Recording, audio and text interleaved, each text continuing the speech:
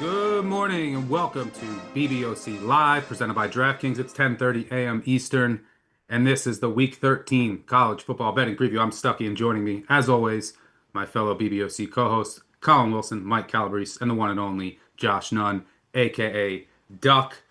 Have a lot to get to today. We'll give our first of two best bets in just a moment. We'll build our moneyline parlay. We'll talk the marquee matchup of the day between USC and Oregon, and I'll also talk with Duck about the FCS board in our D block. By the way, we will drop some quick slip links in the YouTube chat. So if you want to follow along with any of our bets, you can easily add them to your betting slips. So make sure you check that out. Also, check out Playbook on Twitter at Playbook, the new Action Network bot. Makes it super easy to automate any of your bets. If you like any bet that you see on Twitter or you just want it to automate a bet, it's especially convenient for parlays and props, etc. So make sure you check out at Playbook on Twitter. Gentlemen, this is one of my favorite weekends of the year. It's the last full, like truly full Saturday, which is crazy to say. The season has flown by as usual, but there's just an epcot of games. You have games that are completely meaningless, and then you have a ton of games that will matter for win totals and futures and conference standings and college football playoff, and then obviously all of your bets. So it's just nonstop action, and there's so much. I will care about so many games going on throughout the day. I'm excited. Duck, what's a under the radar storyline or game or future or win total that you'll be especially paying attention to? I mean, there's so many at the FCS level. Will Lehigh secure a top four seed, brawl the Wild in Montana? Does South Dakota State start the season number two and 7-0 and lose their last five and miss the FCS playoffs? There's just so many things going on at the FCS ranks with this being the final week. So there's a lot there. There's a lot of G5 teams that are still in prove-it mode, I think. North Texas, JMU, that are really still trying to impress the committee to jockey for that sort of position of who's the top G5 team. So a lot of storylines. You said it really well. A really fun slate today. Yeah, when I think of the slate, I also think of Lehigh. So you nailed it there. Calabrese, what's on your mind or radar? I think it's interesting the Pitt Georgia Tech game. Georgia Tech at this point, I don't think there's a team that has a chance to make the college football playoff that gets talked about less. I don't know if everyone's just waiting for the bottom to drop out. Certainly, they had to pull a rabbit out of their hat in their last game against Boston College. It's a game they certainly could lose, and then the look ahead to the rivalry game with Georgia that they went, what, 8 overtimes last year. So it's just an interesting team to keep a hold of in terms of where they are in the national landscape. Because if they do make the playoff, they kind of have that pedigree of a team that could potentially throw an upset into a higher seed and kind of, ruin a path or create a smoother path for someone to make it to the championship game. We saw with Ohio State last year after beating Oregon, it kind of threw off the entire balance of the bracket. So I think Georgia Tech could be that crazy team that kind of disrupts the natural flow of things, but they also could lose outright today against the Panthers. So it's a game I'm going to keep an eye on. Yeah, defense is awful, but Brent Key as a dog in a big spot would certainly be intriguing if the Ramblin' Wreck make the college football playoff. The ACC continues to be a mess. Did Mike Norvell get fired yet? I mean, Florida State losing on a punt off a helmet that bounced back to the line of scrimmage was something. I think it's been over 2 years since they've won a road game. Colin, how about you? Yeah, Ready I for mean, another Arkansas 3-point loss? well, I mean that's exactly it. That's the team. I'm going to focus on my own homer team here today, which is Arkansas. I would like to see that there still be some gas left in the tank for these guys to be motivated to increase their value in the transfer portal, to increase their value of trying to get to a Senior Bowl. I want Taylor Green to have a great day. I want him to do well at the next level, but I want to cover too with my number.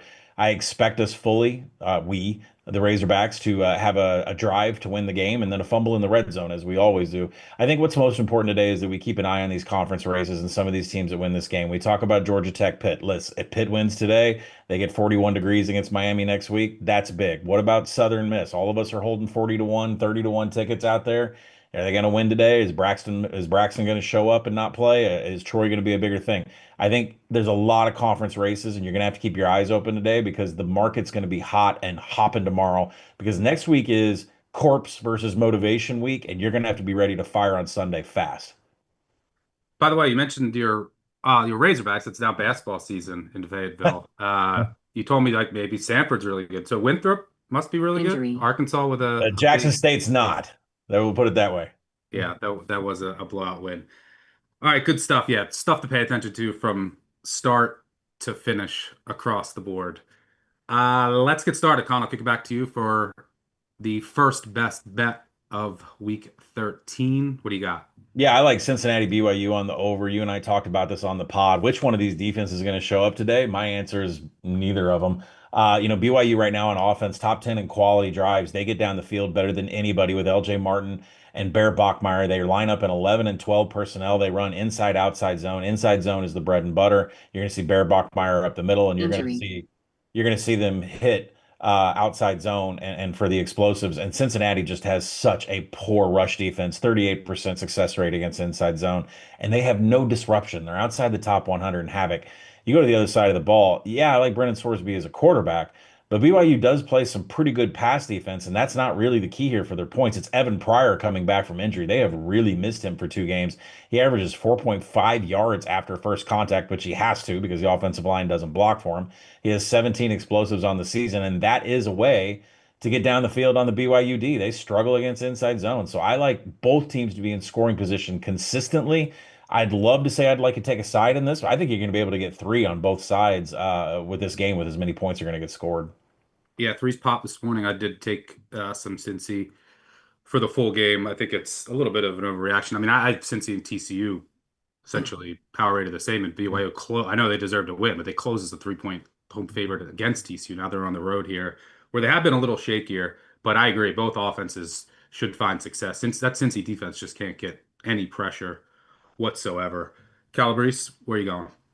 When in doubt, back Diego Pavia. The Commodores lay an 8.5, and they used to be an auto play as a dog, but now they've embraced this role as the hunted instead of the hunter. They're 6-2 against the spread in the last 2 years as a home favorite. And Kentucky on the road this year lost by 22 at South Carolina, lost by 21 at Georgia. And this 3-0 run that they're on, it's a great story. It certainly has helped Stoops in terms of his job security. But how much of that has been watered down competition? And Cutter Boley, by the way, 5 big time throws, 12 turnover worthy passes this season. So I think he's going to be under pressure in this game. I think they're going to force some mistakes. He's certainly been an upgrade. He's been a part of their turnaround this year. But I think this is where the wonderful story out of Lexington kind of hits a bit of an issue and a bit of a pothole in this spot. And finally, Vandy fresh off of a bye week, something they desperately needed. They went through a gauntlet. We've seen that this year. There's been some teams that have been fortuitous in terms of their schedule and how it's laid out in SEC play, and other teams that have gone through a brutal month-long stretch. Vandy was in desperate need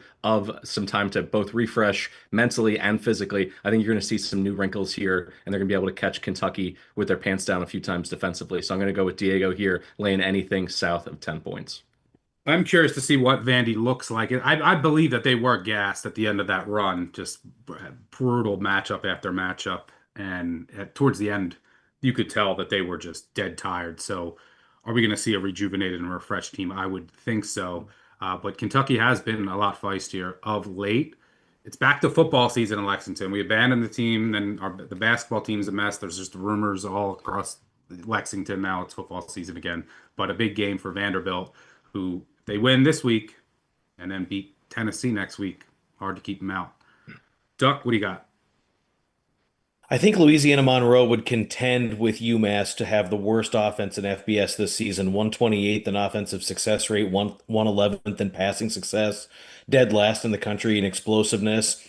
The Warhawks have been held to 14 points or less 7 times this season, and this offense is really just not built to come from behind.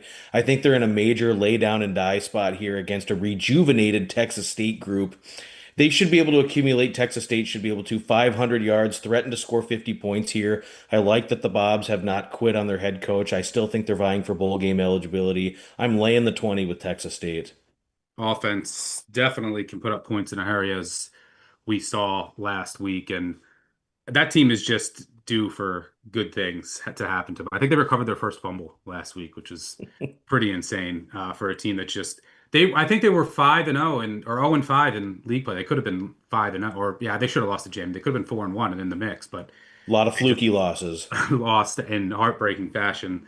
And I think they're taking their anger out now, and they're going to win out, I assume, and go to a bowl game where they might be a team to potentially back.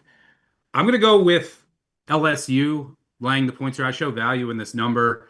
You might say to yourself, okay, well, is LSU going to care? And that's a lot of what this week is. You have to determine who's going to show up and what the motivation is for some of these teams. Sometimes you're going to be right, sometimes you're going to be wrong. LSU, look, they're coming off of a close win against Arkansas. They have Oklahoma on deck. So you might say, like, do they care about Western Kentucky? Well, at night in primetime, last home game, I think they will. And this is a game where LSU will finally be able to block the opponent. They'll be able to run on the opponent.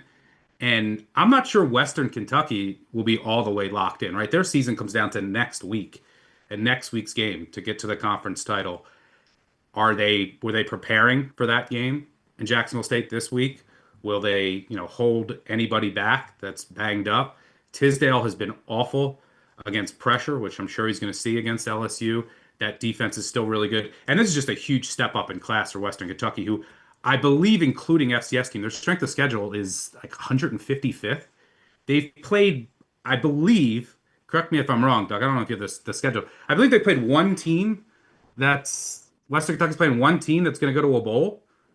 I might be wrong, and that's Toledo on the road, and they lost by 24.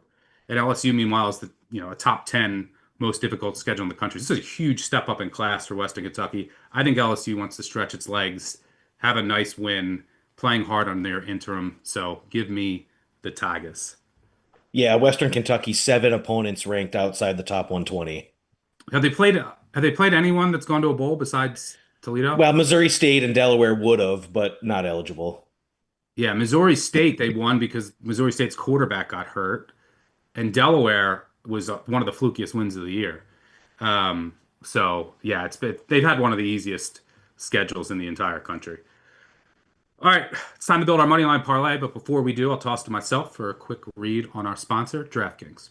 The Big Bets on Campus podcast has teamed up with DraftKings Sportsbook, where new customers can bet $5 and get $200 back in bonus bets if your bet wins, plus 3 months of NBA League Pass. Stay in on the action and use your bonus bets on DraftKings same game parlays for an even bigger payout. To get started, use promo code BBOC when signing up with DraftKings. Again, that's promo code BBOC when signing up, and bet $5 to get 200 back in bonus bets if your bet wins, plus 3 months of NBA League Pass. The crown is yours. All right, it's time to build our moneyline parlay. Have come so close. One play, 1 point, one game away many times this year. Calabrese tried to warn you about Coastal, although I'll give it to you that their quarterback got hurt, which changed the complexion of that game. Yeah. Although shout out to OJ Arnold, who had 390 yards from scrimmage and like 4 touchdowns, I believe. What a day for Gata. I just browsed over the picks that we have here. I have no disagreements. Collin, kick us off. Well, I veered off of our moneyline parlay from the pod because that team no longer really has a lot of juice left in it. Let's go to Missouri. There has been a major crash since you and I podcasted about this team, and I think it's called for, but I don't think it should be because of Bo Prabula. I think just literally Missouri has a chance to win here. Great situational spot against Oklahoma, coming off that win against Alabama. They didn't win it in the box score, but they won it on the field. And I think you ask yourself with this OU defense, exactly how is Missouri going to get into scoring position, put some points up, and do enough to win this game? And that answer is Ahmad Hardy. I mean, Ole Miss went to OU's field and ran all over them. Ahmad Hardy is rejuvenated since that bye week. 109 yards against Texas A&M, 298 against Mississippi State on the ground last week. He's averaging 5.5 yards after first contact since the bye. Forced 10 missed tackles last week. I mean, this outside zone with Ahmad Hardy is firing on all cylinders. And we saw this great OU defense, which I love, and I've backed all year. Ole Miss tore them up on their home field. I think Missouri's going to do a little bit of the same. This is going to be tight today. I'll take the Tigers and all the plus juice you can get. Yeah, my only fear with Prabula playing, like we bet this earlier in the week, if you listen to our podcast, thinking that Prabula probably wasn't going to play, and now he is. The line has crashed. My only fear is like, is he rusty? Is he fully healthy? Like Zollers hasn't been good throwing the ball, but like that does add some uncertainty. But that for a money line piece, I certainly don't mind that. The other one that you mentioned was South Alabama against Southern Miss, Yeah. which I also do like because Southern Miss, we don't know if Braxton's going to play. I don't know if it's been announced yet. But that game means nothing to Southern Miss, assuming that Troy beats Georgia State. Their division will come They down should. in next week if that's the case. So if Braxton is like even a little banged up, I assume you hold him out again. And boy, I'll tell you, it was ugly without him last week. Liddy, big drop off. Calabrese, this was mine from the podcast. Where are you going? Going UTSA, I would say there's not a team at the G5 level that is more different at home than they are on the road. Just look at the Roadrunners under trailer at the Alamo Dome. 32-4 straight up under trailer, and then 4-2 as a home dog. And by the way, their last two home games this year against Rice and Tulane, they dropped 109 total points.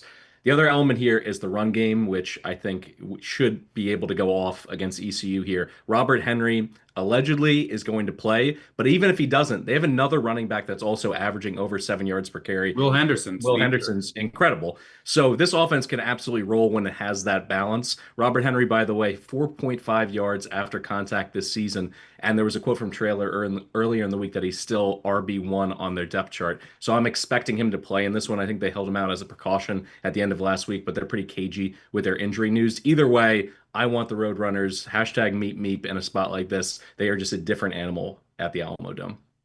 Yeah, I think it's a good spot. 5 of their last 7 have come on the road, where they have not been as good, and 5 of the past 7 for ECU have been at home.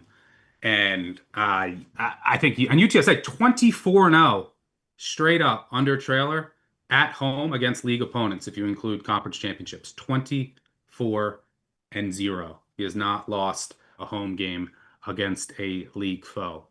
Duck, you're going to noon. Yeah, I like Temple to upset Tulane. I think the Owls are really feisty at home. We've seen them take Navy to the wire and defeating UTSA, that same UTSA team that we just talked about that destroyed Tulane. The key here is the Owls are getting healthier on defense. You look at their defensive tackle, Demerick Morris, Eric Stewart, one of their linebackers, their safety, Avery Powell's coming back. They've got an edge rusher, Chroma, that's coming back. They've all missed time on defense, and now they're all coming back for this one here. This Temple defense has been so much more formidable and so much better than expected under Casey Keeler in year one. The attitude, the intensity, all so much different than what we ever saw under Stan Drayton. I look at Evan Simon, 22-1 touchdown to interception ratio. Tulane's defense is 124th in allowing explosive pass plays and 121st in overall defensive success rate. Tulane's road performances have just left so much to be desired. They needed to eke one out against South Alabama. The rest of the road performances for the Green Wave have just not been crisp and sharp here. I think this is big trouble here for the Green Wave this week. All the distractions going on with the head coach. Is he staying? Is he going? Is he interviewing? What's he doing? I don't like it here. I think Temple comes in, shows up ready to go, and they win. And would get to a bowl if they do win. At North Mhm. Texas next week will obviously be tough. That would be a big win for the program. I think the last time they even cleared 3 wins was 2019.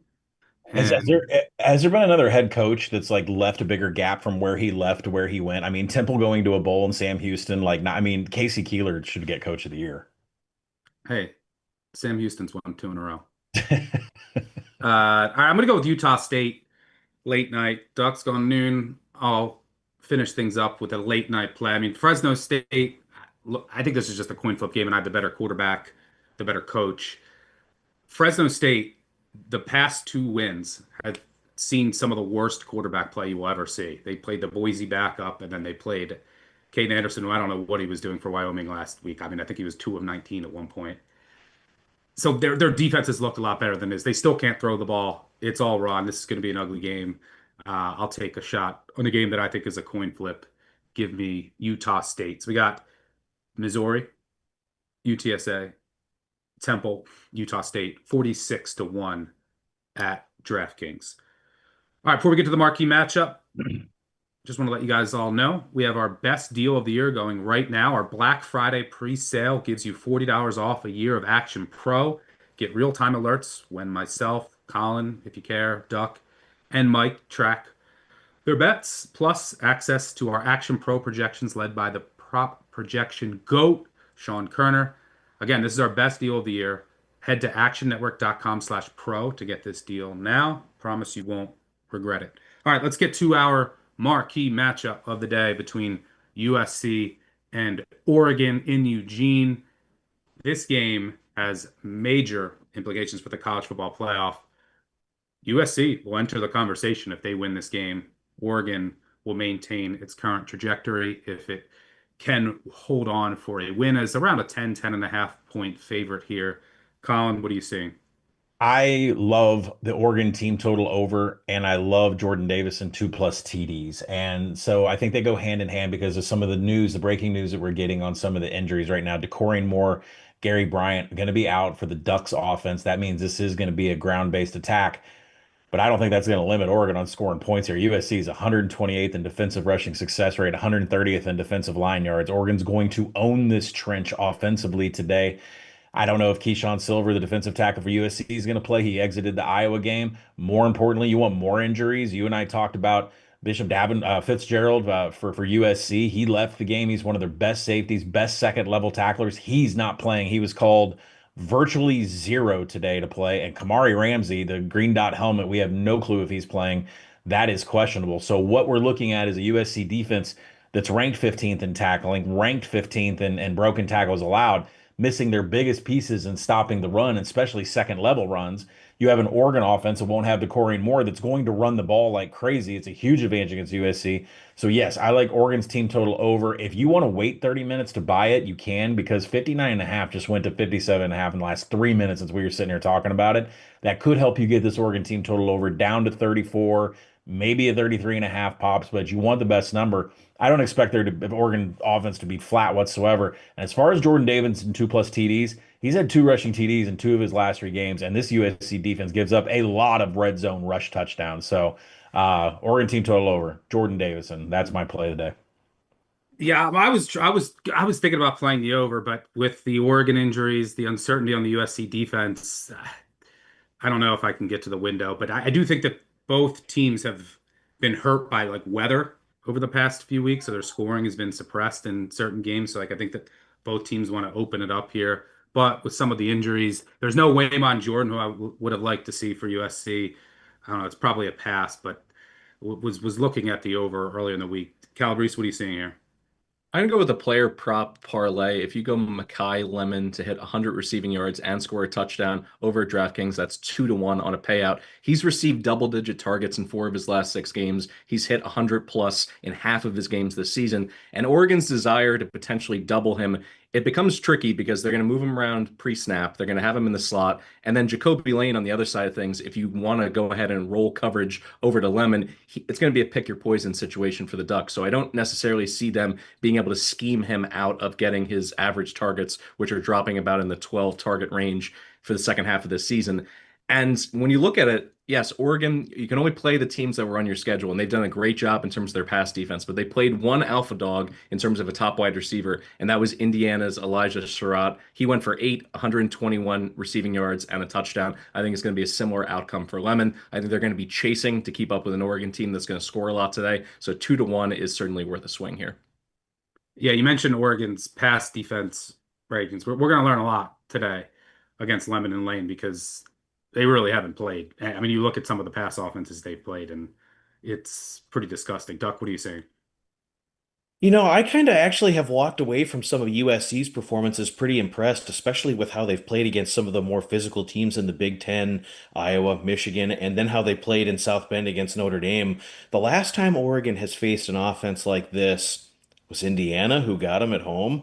I think the Ducks defensively are sound and solid, but they have played some really bad Big Ten offenses. I kind of think USC can go in there, throw it around a little bit, and give them a game. My concern, if you want to back USC, is exactly kind of what Collin had said. If they just completely get run all over here by the Ducks, that would be the concern here. I have not gotten to the window on this one, but I think when you look at how USC has performed against some of these other teams, 10.5 is too many here. When you try to figure out the performance against Notre Dame, how they both looked against Iowa. It just doesn't really pass the sniff test here, in my opinion, to lay more than this. So I lean USC. I think it'll be a fun game, should be high scoring, but I don't have anything in pocket right now. All right, good stuff. Bring just Duck in here for the moment. talk some FCS. Duck, we're going to kick things off in the Ivy. Yeah, fun game, the game. Harvard Yale, and much more meaning now than ever as the winner gets the auto bid to the FCS playoffs for the Ivy League and the first time in their proud history. Um, Yale's run defense is really, really stout. They're going to also provide a significant amount of pressure in the pass rush to Harvard quarterback Jaden Craig. Yale's front, 32 sacks, 55 tackles for loss this season, and they are going to deploy a real rush heavy attack. Running back Josh Pitzenberger, 1,100 yards, doesn't go down on first contact. Yale's going to make Harvard work for everything in this matchup. Harvard has blown through the Ivy League all season, but they've played a little tight in recent weeks. Yale's getting 7.5 at home. I like Yale to keep this one close and take it to the wire. All right, for your second pick, we're going with a big favorite.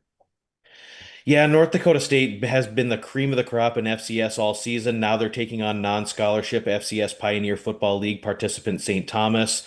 NDSU has all but wrapped up the number one seed, and you're probably going to only see the starting platoon for about a half. But even so, the talent disparity will be so big. North Dakota State will be able to run the ball all over St. Thomas, and St. Thomas's offensive line is going to get absolutely eaten alive by North Dakota State's front seven. Without even being very overt about running it up, North Dakota State can get this to 38-0 or 45-3 really quickly. So go find the 32.5s and lay it with the Bison at home on senior day. All right, then one bonus pick. We got some Fansgiving. Yeah, we've got Albany and Monmouth. Albany's defense is atrocious. Monmouth is anticipating the return of their star quarterback, Derek Robertson. He may or may not go, but last week you look at what Weaver did. He is in so much better command of this offense than when he took over. Threw for 428 yards last week against North Carolina A&T with 6 touchdowns. Their defense is comparable to Albany's. I would not put it past Monmouth to score in the 50s here. Albany's offense the last couple of weeks has played better against defenses that are better than Monmouth, scoring 19, 24, 16, and 17 in recent weeks. I think we see a convincing Monmouth win, but Albany's going to contribute to this total, so I like Albany, Monmouth over 61.5. All right, good stuff from Duck. We got big favorite North Dakota State, a dog in the Ivy with Yale, and the Monmouth Albany over, which I'm sure everyone will be locked into. All right, before we get out of here, one final best bet at the horn.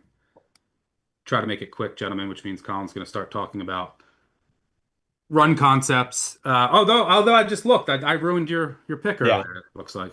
No, I mean, you took all the same, but I like it. The only thing I can add is I do like South Alabama today. Absolutely no reason Southern Miss to play this game. If you look at what Major Applewhite, some of the interviews that he cut, this is a proximity rivalry. South Alabama against Southern Miss is a big deal to us. This is everything. We are 5-0 all time against Southern Miss, 5 straight victories last 5 years.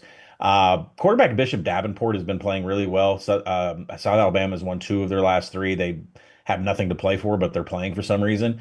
Braylon Braxton, no reason to play this game, but Southern Miss is playing their hand like he's going to get on the field and warm up. I guarantee he's not going to play. Go South Alabama. Yeah, he warmed up last week, and then it was Liddy who took the field. And yeah, you got Bishop Fitzgerald on your mind. You slipped him when you were talking. I mean, Bishop Davenport. You slipped him when you were talking about Bishop Fitzgerald. So Yeah. he's gonna have a big day here. Calabrese, what do you got? Well, Stuck, you were saying that next week you're looking forward to some of those corpses versus motivated teams. I'll give it to you 1 week early. San Jose State is, the walking wounded right now. They also put up the white flag on their season. Bowl eligibility's out the window. They just pulled their starting quarterback, Walker Eget, in a blowout loss to Nevada, where he threw 3 picks and looked completely lost. And Danny Scudero is clearly the transfer portal's on his mind. He's someone who's going to get a bag to move from the slot for the Spartans to probably a Power 4 team next season. Meanwhile, the Aztecs need to keep winning to secure their spot in the Mountain West title game, and their defense has been a brick wall at home. You look at it, they're averaging just 7.6 points allowed per game at home. They shut out Cal on their home field at Snapdragon Stadium. They put up a great performance holding Boise to 7 points. And when you look at their metrics against the pass, they're 9th in coverage, 2nd in passing success rate defense, and 40th in havoc. I think this is going to be a bad spot for SJSU. I'll go under on their team total, which is bubbled up to 18.5. Anything north of 17 is an underplay for me here. Yeah, that San Jose State performance against Nevada was something. Duck, you going with the Mean Green? I'm laying it with the mean green. I look at North Texas. Their offense is just absolutely electric. I do not believe that Rice's coverage guys will be able to stick with the North Texas receivers. North Texas has scored 50 points or more 6 times in this season. Rice's offense struggles from playing from behind. They're not going to be able to run their stuff. They're going to have to kind of abandon the game script. They can't throw their way out of trouble. North Texas puts up a huge number to impress the committee, and Rice will not be able to keep up. 17 and a half, lay it with the mean green. All right, I'm going to go with UAB. It's dream crusher spot for USF after last week's upset loss. Their hopes and dreams are pretty much over. Goalish, who knows what he's been doing all week besides interviewing? How much do they really prepare or care? Do they even get off the bus? I'm not sure. UAB can at least score. It is scary that USF plays with so much tempo. So, when you're backing a big dog, that's not what you want. But UAB can put up points. They can get in the back door if needed. And USF just might come out completely flat after being in the driver's seat for the college football playoff prior to last week's loss. So give me the Blazers, who are still playing hard for their interim, Collins boy, Mortensen. All right, that'll do it for us. Don't forget about the voicemail 959 Bad Beat. We will have our recap episode tomorrow. Thanks to Duck, Mike, and Collin for joining me. Most importantly, thanks to all of you for tuning in. Check out our podcast, Big Bets on Campus, presented by DraftKings. Wherever you listen to podcasts, Group of Five guys will be back. We'll actually all be back. We're going to do all of the work Monday and Tuesday. We're going to have our episodes out by Wednesday for you guys with the holiday.